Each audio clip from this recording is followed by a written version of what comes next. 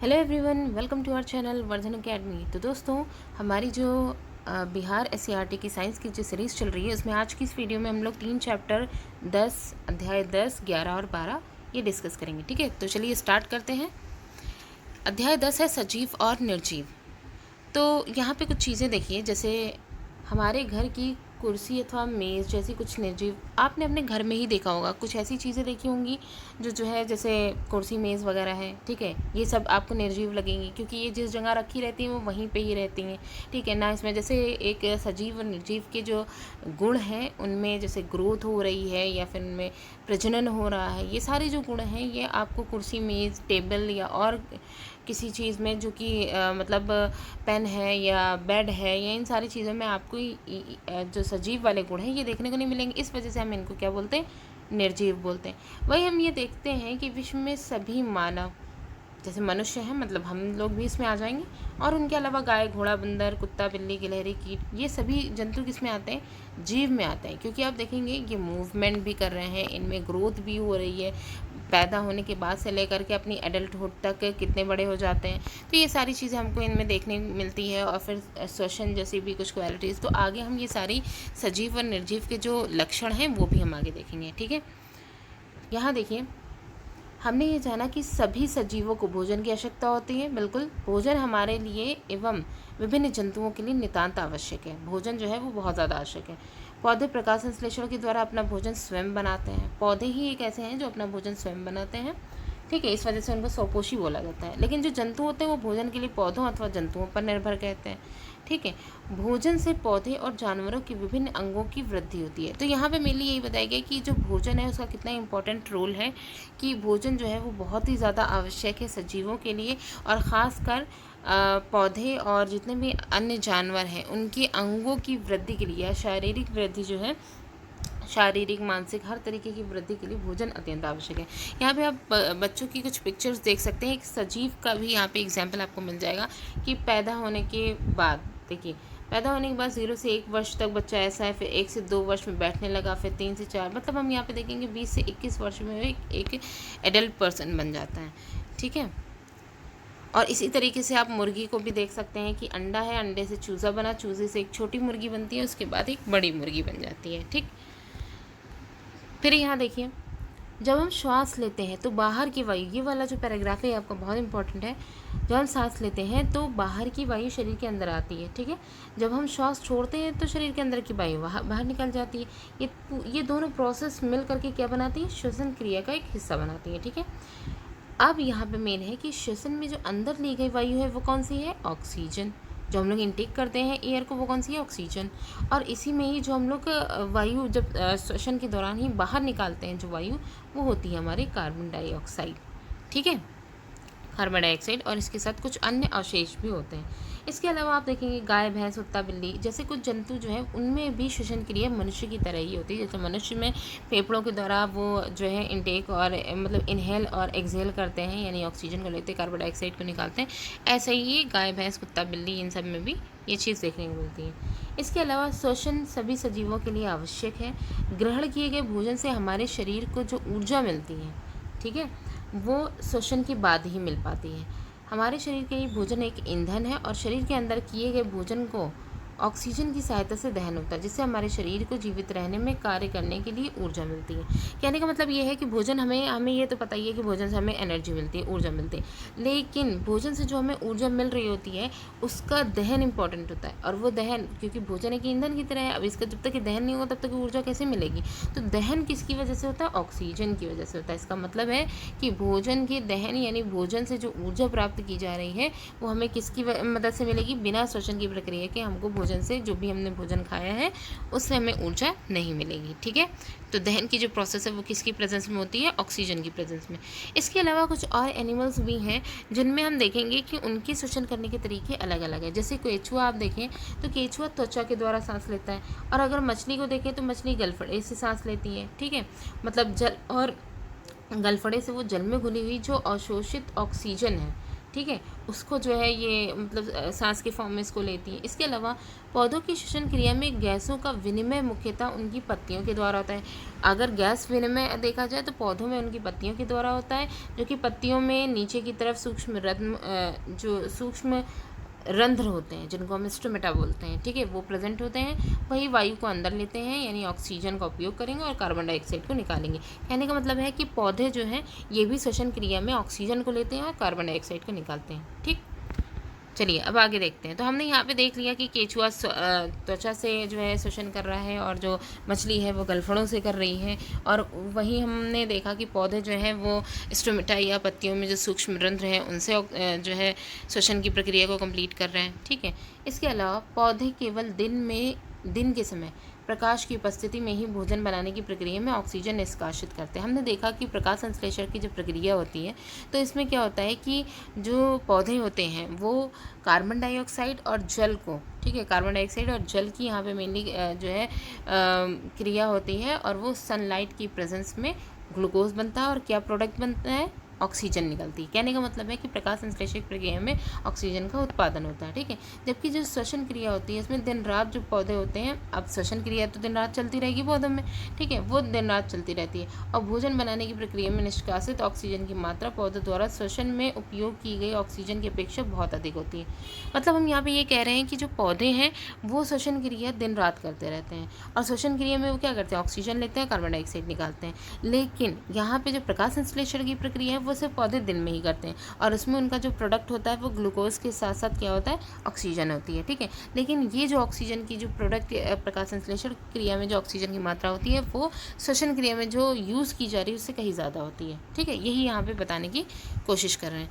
और यहाँ पे वही बताए एक सजीव व निर्जीव का जो स्टार्टिंग की गई थी उसमें यहाँ बता दिया गया कि जो निर्जीव वस्तु होती हैं वो श्वसन नहीं करती हैं। ठीक, इसके अलावा देखिए आपका प्रिय व्यंजन मतलब खाना है, कोई भी प्रिय व्यंजन है, तेज प्रकाश है एवं कांटा आदि बाह्य वातावरण में होने वाले परिवर्तन है जिसके प्रति ज्ञानेंद्रियां अनुक्रिया करती हैं। तो यहाँ पे ज्ञानेंद्रियों की बात करी गई है कि हमारी जो ज्ञानेंद्रियां होती हैं वो क्या करती हैं, तेज प्रकाश हुआ, जैसे तेज प्रकाश आंखों में पड़ा तुरंत आंखों की पुतलियाँ बंद हो जाती हैं, ठीक है, या छोटी हो जाएंगी। ठीक, और जो है प्रिय व्यंजन है, व्यंजन को मतलब कि हम लोग स्मेल करते हैं, जो भी स्वादिष्ट व्यंजन होता है उसकी अच्छी खुशबू आती है तो उसको स्मेल करने का काम। या अगर कहीं कांटा स्किन में चुभ गया तो तुरंत हम लोग को सेंसेशन होता है, हाथ हटा लेते हैं या फिर हाथ किसी गर्म जगह पे रख गया। तो ये सारी चीज़ें हम लोग की, ये सारे जो हम लोग को सिग्नल्स मिल रहे हैं वो किसकी वजह से मिल रहे हैं, ज्ञानेंद्रियों की वजह से मिल रहे हैं। तो ये ज्ञानेंद्रियों की अनुक्रियाएँ होती हैं। ठीक है, इसके अलावा आप देखिए कुछ पौधों में पुष्प केवल रात्रि के समय ही खिलते हैं, कुछ पौधों में पुष्प सूर्यास्त के बाद बंद हो जाते हैं।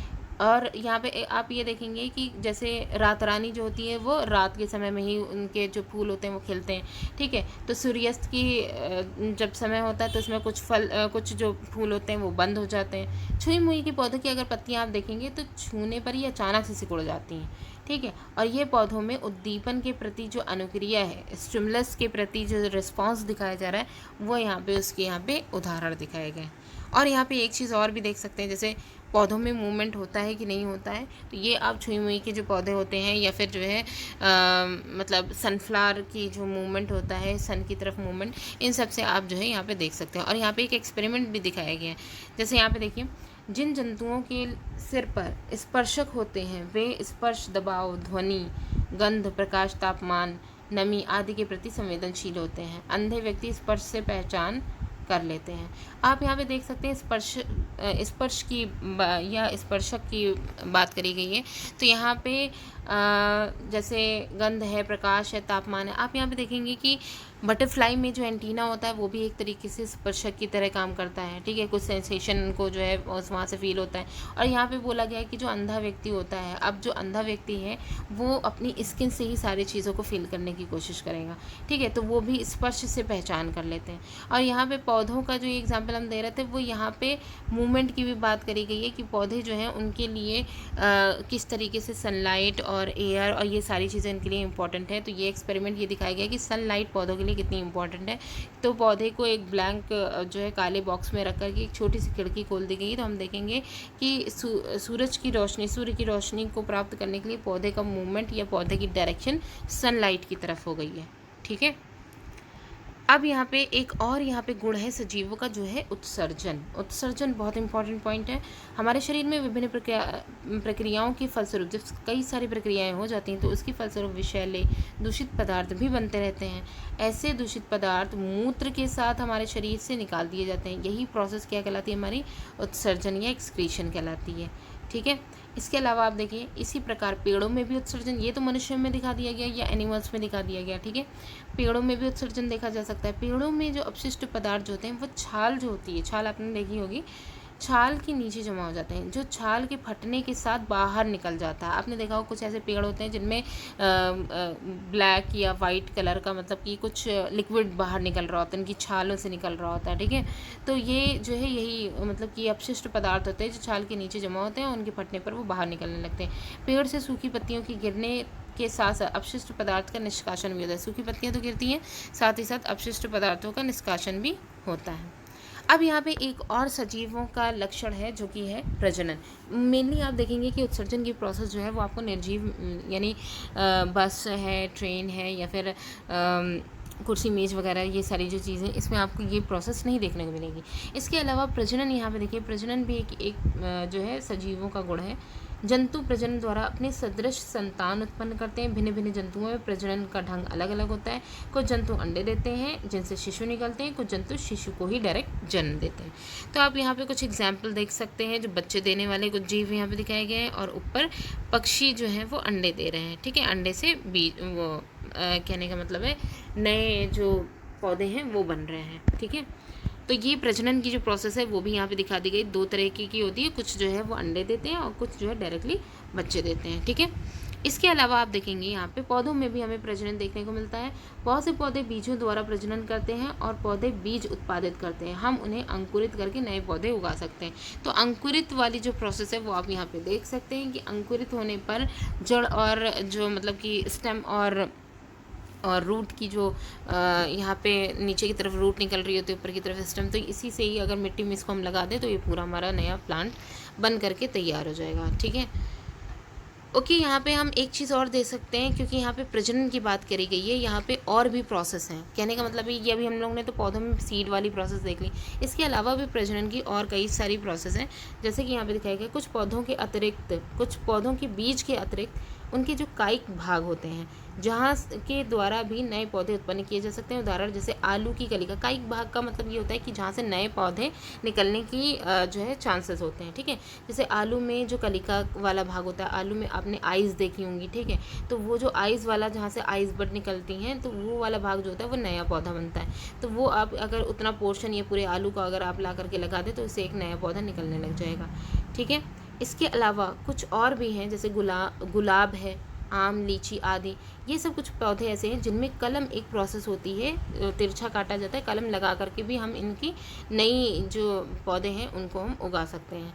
या इसमें कलम वाली जो प्रोसेस होती है वो इसलिए भी यहाँ पे बहुत इम्पॉर्टेंट है। जैसे आप मान लीजिए रोज़ है, ठीक है, रेड रोज़ है, रेड रोज़ और वाइट रोज़ अगर आप लेंगे तो इसको कलम की प्रोसेस से आप इसके कलर में, यानी कि कलम लगा करके तिरछा काट करके दोनों के तनों को, ठीक है, और आपस में जोड़ दिया गया। एक की रूट ले ली गई, एक का ऊपर का जो है पोर्शन ले लिया गया और उनको फिक्स कर दिया गया। तो उसके बाद हम देखेंगे कि वो जो रेड और वाइट रोज़ का जो पूरा प्लांट था उसमें अब जो फ्लावर खिलेंगे वो कैसे होंगे, दोनों के मिक्स, यानी कि पिंक भी हो सकता है या रेड के स्पॉट्स भी वाइट में देखने को मिल सकते हैं। इस तरीके की ये कलम वाली प्रोसेस होती है। ठीक है। तो हम यहाँ पे मेनली ये देखेंगे कि सजीवों में जो प्रजनन होता है उससे मेनली सदृश अनेक संतानें उत्पन्न, क्योंकि देखिए जो मृत्यु है वो यहाँ पे इम्पॉर्टेंट है। तो मृत्यु तो होनी ही है, लेकिन अगर मृत्यु होती रहेगी और नई जनरेशन पैदा नहीं होगी तो क्या होगा कि फिर वो जनरेशन ख़त्म हो जाएगी। तो इसी वजह से प्रजनन यहाँ पे बहुत इंपॉर्टेंट रोल प्ले करता है। पौधे सामान्यतः भूमि में जकड़े रहते हैं, अतः वे एक स्थान से दूसरे स्थान तक नहीं जा सकते, परंतु विभिन्न पदार्थ जैसे कि जल, खनिज, संश्लेषित खाद्य पदार्थ पौधों के एक भाग से दूसरे भाग में समाहित होते हैं। ये जो प्रोसेस थी इसको हम लोग ने, जो संवहन वाली प्रोसेस हो रही थी, हम लोग ने पिछले चैप्टर में भी ठीक से पढ़ा था।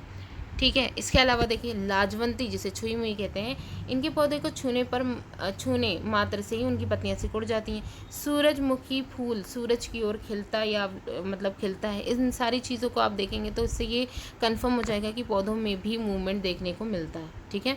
इसके अलावा वही जो मेन इंपॉर्टेंट पॉइंट है कि मृत्यु सजीवों के लिए का एक सामान्य लक्षण है। हमने देखा है कि सभी सजीव वस्तुओं में कुछ विशिष्ट लक्षण समान रूप से परिलक्षित होते हैं। जैसे उन सभी को भोजन की आवश्यकता होती है, बिल्कुल सही बात है। उनमें श्वसन है, उत्सर्जन है, उद्दीपन की प्रक्रिया यानी क्रिया जो अभी हम लोग ने छुई मुई में देखी थी, प्रजनन है, गति है, वृद्धि है, मृत्यु है, ये सारी चीज़ें हमें सजीवों में एक जो है, जो सजीवों के जो गुण होते हैं उनमें देखने को मिलती है, जबकि निर्जीव जो होते हैं उनमें ये सब लक्षण नहीं दिखाई देते हैं। तो वही बोल रहे, निर्जीवों में सभी लक्षण कभी भी एक साथ नहीं दिखाई देते, उनमें मात्र कुछ लक्षण ही परिलक्षित होते हैं। जैसे अगर वृद्धि की बात करें तो वृद्धि वाला हमें देखने को मिलता है कि आप आसमान में देखेंगे तो बादल जो हैं वो, उनमें आपको वृद्धि के कई सारे बादल अगर आप आकर के मिल जाएंगे तो आप छोटे से बहुत बड़ा एरिया में जो है बादल को फैला हुआ देखेंगे, ठीक है। तो इस ऐसे भी हो सकता है। और जो पहाड़ बनते हैं वो सारे तलछटों के जमा होने से बनते हैं। हालांकि पहाड़ वगैरह ये सब क्या है, निर्जीव है, लेकिन इनमें भी आपको ग्रोथ समय समय देखने को मिल रही होती है, ठीक है। तो यानी कि निर्जीवों में भी कुछ ऐसे लक्षण होते हैं जो सजीवों वाले देखने को मिलते हैं, लेकिन वो सजीव होते नहीं हैं। हमने देखा कि कुछ ऐसे उदाहरण हैं जब हम सरलता से नहीं कह सकते कि उनमें सजीवों के सभी लक्षण परिलक्षित हो रहे हैं जिससे इन्हें जीवित कहा जा सके। इसे ही सुसुप्तावस्था कहते हैं। यहाँ पे देखिए एक ऐसी प्रोसेस दिखाई गई जिसे सुसुप्तावस्था बोला गया। जैसे नॉर्मली सजीवों के बारे में हमें पता है, कुछ ऐसे बीज होते हैं जिनको आप जो है कह सकते हैं कि नॉर्मली जो बीज होते हैं वो तो सजीव होते हैं क्योंकि इससे नया पौधा बन रहा है, लेकिन कुछ ऐसे बीज होते हैं जिनमें किसी भी तरीके की हमको कोई भी प्रोसेस नहीं दिख रही है, ना ग्रोथ दिख रही होती है, ना मतलब कोई भी मूवमेंट कुछ भी नहीं दिख रहा होता है, लेकिन उनमें मतलब कि जब वो किसी एक फेवरेबल कंडीशन जो होती है उनका इंतज़ार कर रहे थे, तो उस समय की जो कंडीशन जिसमें उनमें किसी भी तरीके का कोई चेंज नहीं देखने को मिल रहा होता है, तो ऐसी अवस्था को हम सुसुप्त अवस्था बोलते हैं, जहाँ पे हम इस बात के लिए कन्फ्यूज़ होते हैं कि वो सजीव है या नहीं है।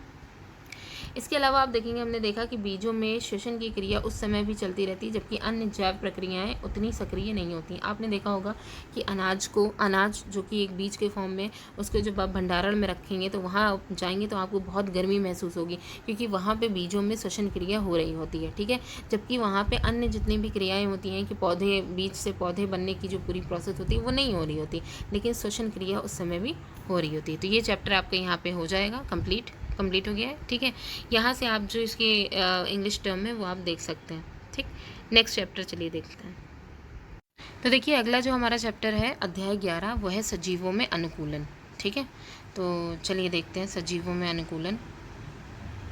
ये जो चैप्टर है इसमें हम लोग जैसे रेगिस्तान में रहने वाले जो जीव हैं, जैसे ऊँट है, ठीक है, और घोड़ा है, तो इन सब में हम देखेंगे कि अलग अलग जगहों पे, मतलब यहाँ पे इन्वायरमेंट के आधार पर, ठीक है, जो जानवर हैं या एनिमल्स हैं या मनुष्य भी इनमें आ जाएंगे, उनमें जो एडेप्टेशन देखने को मिलता है उसी को ही यहाँ पे बात करी जाएगी, उसी अनुकूलन की बात करी जाएगी, ठीक है।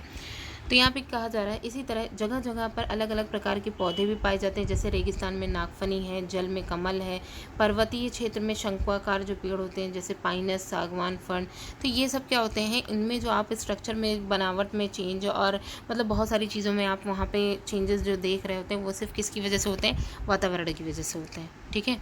तो जैसे अभी आगे हम लोग ये देखेंगे कि जो ऊँट है वो रेगिस्तान में कैसे रह सकता है, उसमें ऐसी कौन कौन से अनुकूलन हो गए हैं कि वो रेगिस्तान में अपने आप को अडेप्ट कर सकता है।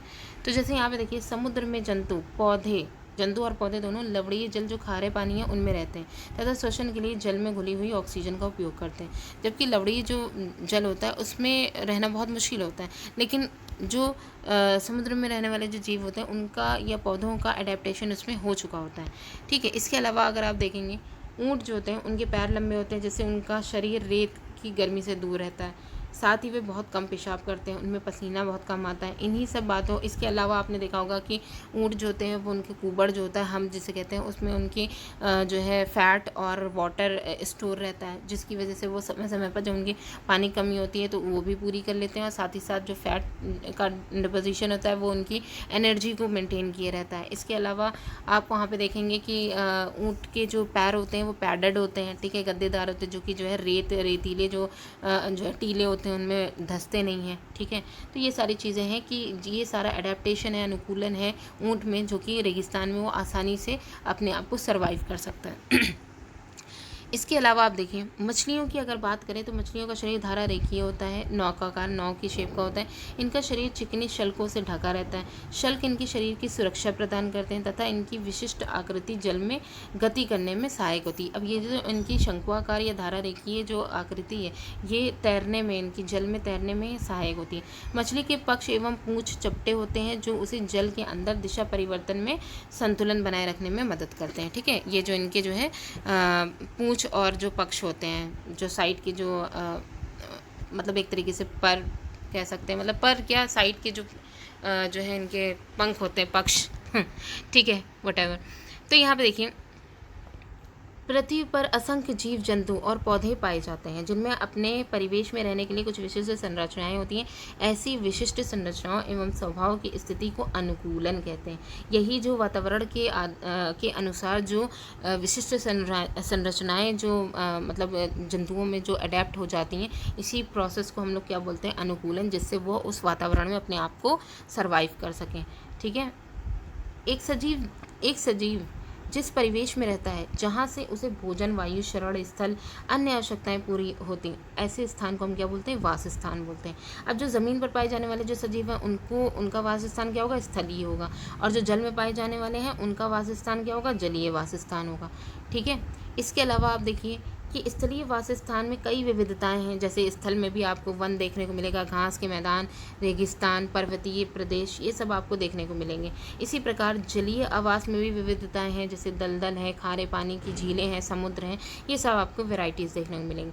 तो जीव अपने पर्यावरण के साथ सामंजस्य करके ही जीवित रहता है। अपने पर्यावरण के साथ अपने आप को पर्यावरण में अडेप्ट करके ही वो जीवित रह सकता है। ये सामंजस्य कितने प्रकार का होता है, 2 प्रकार। एक तो अल्प विधि में विकसित होने वाला सामंजस्य जो मतलब तुरंत हो जाए, और एक लंबी अवधि में विकसित होने वाला सामंजस्य। जैसे अब ऊँट में आप जो वेरिएशन देख रहे होंगे या ऊँट में जो चेंजेस देख रहे होंगे ऊँट की बॉडी में, ठीक है, ये बहुत ही मतलब ये लंबी एक प्रोसेस है।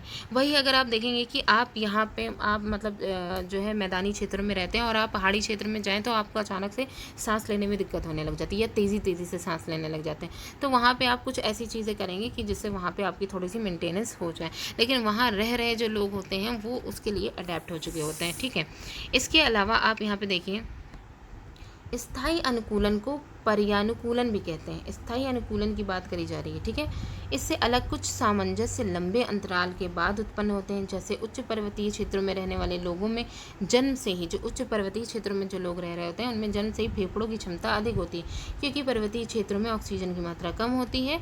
और इस वजह से जो है ये जो प्रोसेस, ये वाला जो अनुकूलन है, ये आनुवंशिक अनुकूलन भी है। ठीक है, ये ध्यान रखना बहुत ज़रूरी है। इसके अलावा आप देखिए यहाँ पे वायु, जल, प्रकाश, ऊष्मा जैसे अजैव घटक, ये सब क्या है, अजैव घटक हैं, सजीवों के लिए अत्यंत आवश्यक हैं।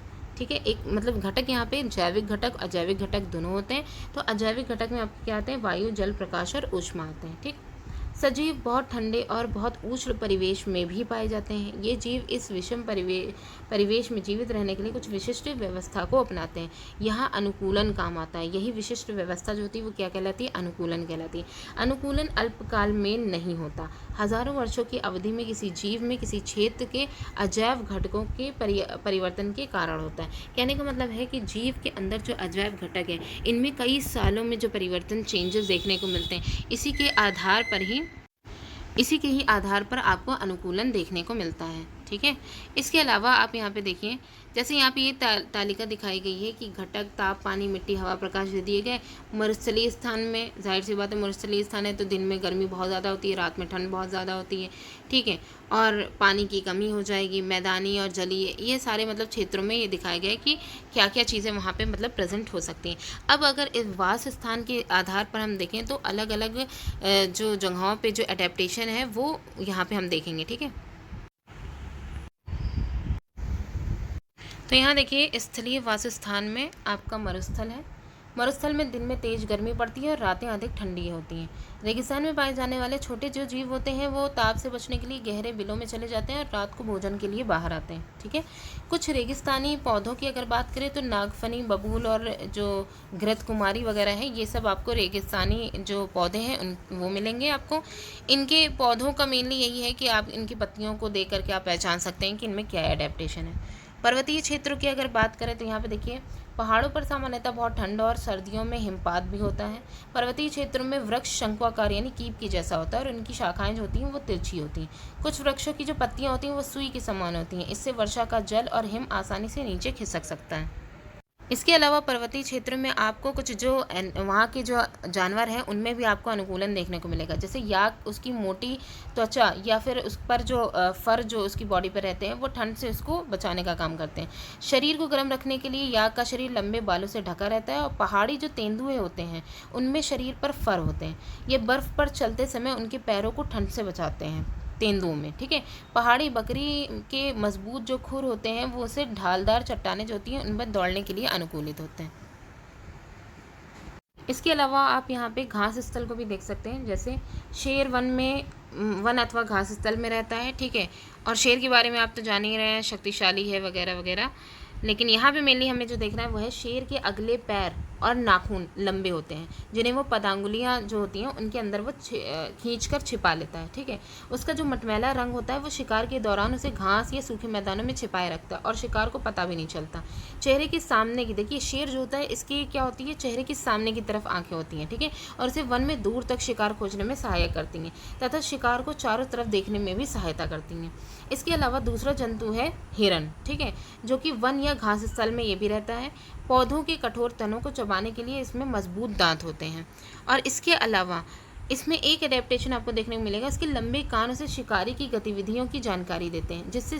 और इसके अलावा सिर के पार्श्व में, देखिए हिरन जो होता है इसके पार्श्व में यानी साइड में आंखें होती हैं, दोनों आंखें होती हैं। ठीक है, और जो शेर होता है इसके सामने की तरफ, तो पार्श्व में दोनों ओर इससे जो आंखें होती हैं वो दोनों दिशा में देखने में उसको मदद करती हैं और ख़तरा को महसूस कर सकती हैं। हिरन की तेज़ गति उसे शिकारी से दूर भागने में सहायता करती हैं। ठीक है, तो ये एडेप्टेशन आपको स्थलीय जो क्षेत्र हैं वहाँ देखने को मिलेगा। जलीय वासस्थान में आप समुद्र में देखिए क्या है, एक मिनट। ठीक है, तो यहाँ देखिए समुद्र में है स्किड। देखिए समुद्र में हम लोग ने मछलियों के बारे में तो देख ही लिया। इसके अलावा कुछ जो अदर जो चीज़ें हैं उनमें एक यहाँ पे स्किड एवं ऑक्टोपस की बात करी जा रही। जैसे इनके जैसे कुछ समुद्री जंतु जो होते हैं वो उनका शरीर आमतौर पर धारा रेखीय नहीं होता है। वे समुद्र की गहराइयों में तलहटी जो होती है उसमें रहकर अपनी ओर आने वाले शिकार को पकड़ते हैं। जब वे जल में चलते हैं तो अपने शरीर को धारा रेखीय बना लेते हैं। कहने का मतलब है ऐसे नॉर्मली ये ऑक्टोपस वगैरह जो होते हैं वो तलछटी में रहते हैं, लेकिन जब ये चल रहे होते हैं तो ये अपने शरीर को धारा रेखीय बना लेते हैं। जल में श्वास लेने के लिए इनमें गलफड़े होते हैं। ठीक है, और ये जाहिर सी बात है गलफड़े हैं तो क्या होगा, ये जल में घुली हुई जो ऑक्सीजन है उसको ये श्वास मतलब श्वसन के रूप में लेंगे। ठीक है, इसके अलावा आप देखिए यहाँ पे कुछ जो जंतु हैं या कुछ मतलब कि वाटर एनिमल हैं, जैसे डॉल्फिन है, व्हेल है, ये कुछ जंतु हैं जिनमें गिल नहीं होते हैं, गलफड़े इनमें नहीं होते हैं। ये सिर पर इससे जो नासा द्वार होता है या फिर वात छिद्र जो होता है इनके द्वारा सांस लेते हैं। ये जल में लंबे समय तक बिना सांस लिए रह सकते हैं। ठीक है, इसके अलावा आप तालाब और झील को देख लीजिए। इसमें आपको एक मिनट, इसमें देखिए कुछ पौधों की जड़ें जलाशय की तलहटी के मिट्टी में स्थिर होती हैं।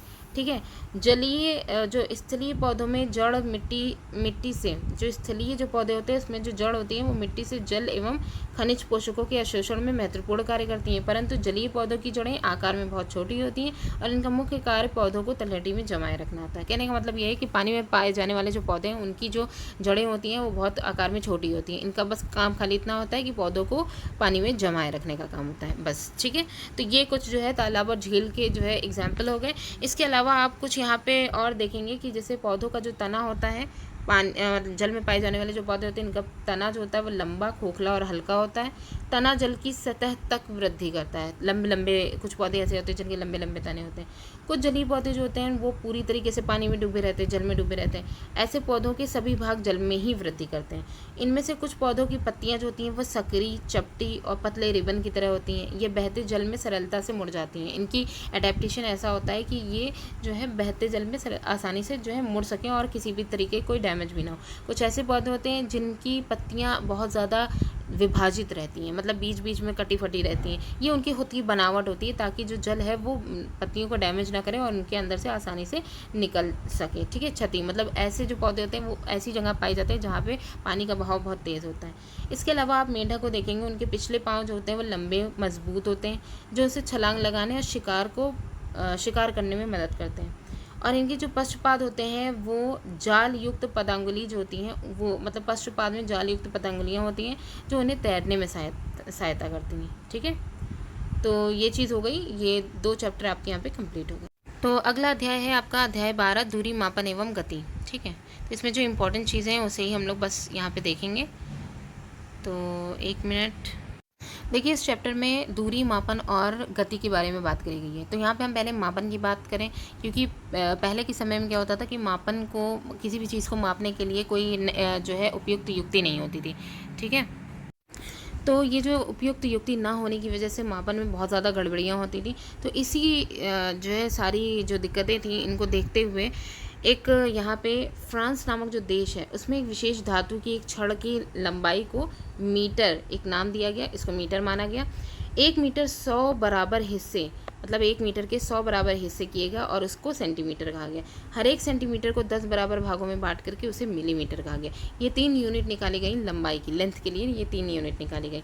इसी में ही जो मीटर है इसको मानक अंतर्राष्ट्रीय इकाई SI यूनिट माना गया। ठीक है, यानी कि इसको ऑल ओवर वर्ल्ड में हर जगह इसको वैल्यू करी जाएगी। ठीक है, इसी के ही आधार पर होगी। हालांकि उनका अपने नापने का अलग अलग तरीका भी हो सकता है अलग अलग जगहों पे, लेकिन ये एक अंतर्राष्ट्रीय SI यूनिट को अंतर्राष्ट्रीय जो है मानक यूनिट के रूप में माना गया है। ठीक है, इसके अलावा आप यहाँ पे देखेंगे पैमाने पर लिखे अंक सेंटीमीटर की माप हैं और हर एक सेंटीमीटर 10 बराबर। पैमाने का मतलब यहाँ पे आप स्केल से ले सकते हैं, स्केल ही है यहाँ पे। वहाँ पे आप देखेंगे कि सेंटीमीटर जो अंक हैं वो सेंटीमीटर की माप है और हर सेंटीमीटर के बीच में आप 10 जो है लाइंस देखेंगे, तो इन्हीं को ही हर सेंटीमीटर को 10 जो भागों में बांटा गया उसे मिलीमीटर माना जाएगा। ठीक है, उसे मिलीमीटर कहा गया। तो यहाँ पर आप स्केल एक पर्टिकुलर यहाँ पर स्केल देख लीजिए, एक पॉइंट से लेकर दूसरे पॉइंट के बीच में 10 लाइनें हैं। तो इस वजह से ये जो पॉइंट दिख रहे हैं वो आपको सेंटीमीटर के फॉर्म में दिखेंगे और ये अंदर जो है वो मिलीमीटर है। ठीक है, इसके अलावा यहाँ पे दिखाया गया है किसी पैमाने से कम मापी जा सकने वाली दूरी को उस पैमाने की अल्पतम माप कही जाती है। कम से कम जो दूरी मापी जाती है। अब जैसे 1 किलोमीटर कितना बड़ा हो सकता है, तो यहाँ पे ये बताया गया है किलो का मतलब होता है 1000, जैसे 1 किलोग्राम का मतलब होता है 1000 ग्राम, उसी तरीके से 1 किलोमीटर का मतलब होता है 1000 मीटर। यानी कि यहाँ पे कुछ और अन्य इकाइयाँ भी बताई गई कि 1 इंच कितनी सेंटीमीटर के बराबर होता है, 2.54 सेंटीमीटर के बराबर। 1 गज 3 फीट के बराबर होता है, 1 फुट 12 इंच के बराबर होता है। ठीक, ये इंपॉर्टेंट यहाँ पे नंबर्स डिजिट दी गई हैं। इसके अलावा जैसे यहाँ पे आप स्केल या जो है पेंसिल है, माचिस की तीली है, इन सब की स्केल से आप जो है माप ले करके आप इसी के आधार पर ये जो यहाँ पे बताया गया है कि 9.8 होगा, मतलब जितने भी मेजरमेंट में वहाँ पे आ जाए, क्योंकि हम लोग ने सेंटीमीटर और मिलीमीटर को तो देख ही लिया। ठीक है, अच्छा, तो यहाँ भी ये बोला गया है मापन के लिए कुछ मानक युक्तियों तथा मानक मापन परिणामों को। ठीक है, यहाँ बोला गया मापन अगर आपको करना है तो एक तो मानक युक्तियाँ जो अभी किलोमीटर और किलोग्राम वगैरह ये सब जो है देखी गई थी वो, या फिर जो मापन परिणाम हैं, ठीक है, उनको व्यक्त करने के लिए हमें कुछ मानक इकाइयों यानी मात्रकों की आवश्यकता होती है। तो यहाँ पे मीटर है, सेंटीमीटर है, ये सब क्या है, ये सब मात्रक यहाँ पे दिखाए गए हैं। किसके हैं, लेंथ की, यानी कि लंबाई की मात्रक आपको क्या क्या मिलेंगे, मीटर, किलोमीटर और सेंटीमीटर, मिलीमीटर, ये सब मिल जाएंगे। ठीक है, तो ये यहाँ पे जो मात्रक बताया गया वो इम्पोर्टेंट है। अब यहाँ पे हम गति की बात कर लेते हैं। गति में देखिए ये सब जो उदाहरण दिए गए हैं आप यहाँ पे ऊपर देख सकते हैं कि जो गाड़ी की गति है उसको सरल रेखीय गति का एक उदाहरण दिखाया गया है। तो यहाँ पे हम देख लेते हैं सरल रेखीय गति क्या होती है। ये जो एग्जाम्पल दिए गए हैं इनमें आप देखेंगे कि वस्तुएं सरल रेखा के अनुदिश, जैसे ये एक रेखा है, ये सरल रेखा है, इसके अनुदिश अगर कोई वस्तु गति कर रही है तो इसी को हम बोलते हैं, ऐसी गति को हम सरल रेखीय गति बोलते हैं। सिंपल यहाँ पे ये चीज़ बोली गई है। इसके अलावा आप यहाँ पे देख रहे होंगे कि एक जो है ये हाथ में पत्थर वगैरह को बांध करके डोरी में उसको नचाया जा रहा है सर्कुलर फॉर्म में। पंखे का भी फॉर्म जो है यहाँ पे सर्कुलर फॉर्म है। तो इसी आधार पर जो गति होगी उसको हम क्या बोलेंगे। देखिए पत्थर जो है वो वृत्तीय पथ पर गति कर रहा है। इस गति के दौरान पत्थर की आपके हाथ से दूरी समान रहती है, क्योंकि वृत्त की हर एक जो है त्रिज्या यानी कि सेंटर से जो डिस्टेंस होती है उसकी पेरिफेरी तक के वो सेम रहती है। ठीक है, तो पत्थर की आपके हाथ से दूरी जो होगी वो समान रहती है। इसी प्रकार की जो गति होती है उसको हम वर्तुल गति या घूर्णन गति कहते हैं। ठीक है, इसके अलावा आप यहाँ पर देखेंगे बिजली के पंखे या किसी घड़ी की सेकंड की जो सुई होती है वो भी वर्तुल गति का एक उदाहरण है। ठीक है, यहाँ पे एग्जाम्पल, गतियों का जो एग्जाम्पल दिया गया है वो बहुत इंपॉर्टेंट है, जो कि एग्जाम में पूछा जाता है। इसके अलावा आप यहाँ पे देखिए पत्थर को अगर छोड़ दिया जाए तो क्या होगा। अभी क्या किया जाता है, सर्कुलर मोशन में उसका जो है मूव कराया जा रहा था, अब हमने पत्थर को फ्री छोड़ दिया है। ठीक है, फ्री छोड़ने पर क्या होगा कि एक छोर से दूसरे, फ्री छोड़ के पहले तो नीचे एक फ्री छोड़ दिया, उसके बाद एक छोर से उठा करके उसको दूसरे छोर की तरफ फेंका जाएगा।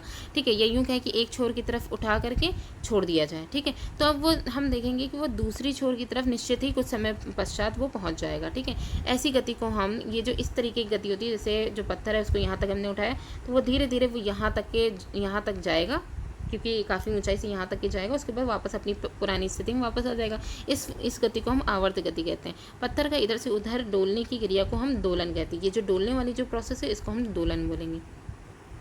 ठीक है, इसके अलावा देखिए किसी लोलक की गति, अभी हम लोग नीचे देखेंगे, लोलक की गति या वृक्ष की शाखाओं का इधर उधर लहराना, झूला झूलते बच्चे की गति, गिटार की डोरियों का कंपन, बजते समय ढोलों तबलों के सतह का कंपन, ये सभी किसके आवर्त गति के उदाहरण हैं, जिनमें वस्तुएं एक निश्चित समय अंतराल के बाद अपनी पुरानी जो स्थिति है या फिर अपनी गति को दोहराती हैं। तो यहाँ पे आप देखिए ये लोलक का भी दिखाया गया है और यहाँ पे बच्चे के झूले की कंडीशन दिखाई गई है।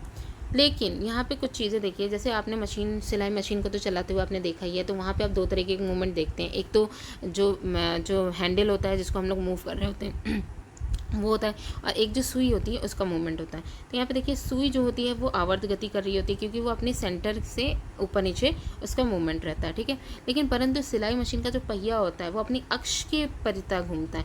तो अक्ष की परिता अगर कोई चीज़ घूम रही होती है तो उसको क्या बोला जाता है, घूर्णन। वो चीज़ क्या कर रही होती है, घूर्णन गति होती है। यानी कि घूर्णन गति के एग्जाम्पल आपको क्या मिल जाएंगे, मशीन का पहिया मिल जाएगा। ठीक है, अपनी अक्ष के परिता घूम रहा है। इसी तरीके से एक एग्जाम्पल और है कि हमारी पृथ्वी भी अपनी अक्ष की परिता घूमती है, इसलिए उसका भी मूवमेंट कैसा है, घूर्णन गति है। ठीक है, इसके अलावा आप देखिए कि गेंद है वो फर्श पर लुढ़कती हुई जा रही है, तो वो क्या कर रही है, एक तो वो सीधी रेखा में लुढ़कती हुई जा रही है, तो सीधी रेखा में जा रही है। ठीक है, तो सरल रेखीय एक गति हो जाएगी। दूसरा, जब वो लुढ़क रही होगी तो ऐसे ऐसे लुढ़क रही होगी। ठीक है, तो ये जो मूवमेंट होगा ये कैसा होगा, घूर्णन गति। यानी कि जो लुढ़कती हुई जो गेंद है उसका वो दो तरीके की मूवमेंट करती है, घूर्णन गति और सरल रेखीय गति दोनों करती है। इसके अलावा हमने देखा है कि समय के साथ स्थिति में परिवर्तन को गति कहते हैं। अब ये लास्ट यहाँ पे जो पॉइंट है, गति किसे कहते हैं, ये बहुत इंपॉर्टेंट लाइन है कि समय के साथ जो स्थिति में परिवर्तन होता है उसे गति कहते हैं। स्थिति में हुए परिवर्तन को हम दूरी मापन द्वारा ज्ञात कर सकते हैं। अब जो स्टेट में जो चेंजेस देखने को मिल रहे हैं इसको हम दूरी और मापन जो है उसके द्वारा ज्ञात कर सकते हैं। ठीक है, मतलब इससे हम लोग को मेनली ये चीज़ पता चल जाएगी कि कोई वस्तु कितनी धीरे चल रही है या कितनी तेज़ चल रही है। ठीक है, अगर हमें इसकी गति पता चल जाएगी। इसके अलावा एक टर्म और है, किसी निश्चित समय में एक वस्तु जितनी दूरी तय करती है वो उस वस्तु की क्या कहलाती है, चाल कहलाती है। तो यहाँ पे गति के बारे में भी पता चल गया, चाल के बारे में पता चल गया कि कोई वस्तु निश्चित समय में जितनी दूरी तय करेगी वो उसकी चाल कहलाएगी। ये चैप्टर आपका यहाँ पे कंप्लीट हो जाता है। एक क्वेश्चन है कि अगर चाल की हम बात करें तो रेलगाड़ी की चाल ज़्यादा होगी या आपकी पैदल चलने की चाल ज़्यादा होगी। और जाहिर सी बात है रेलगाड़ी जो है इसकी ही चाल ज़्यादा होगी। ठीक है, क्योंकि यहाँ पे क्या की जा रहा है, निश्चित समय की बात करी जा रही है। तो ये जो तीनों चैप्टर हैं वो यहाँ पे आपके कंप्लीट हो जाते हैं। किसी भी तरीके का कोई क्वेश्चन हो आप कमेंट में ज़रूर पूछिएगा। Thanks for watching.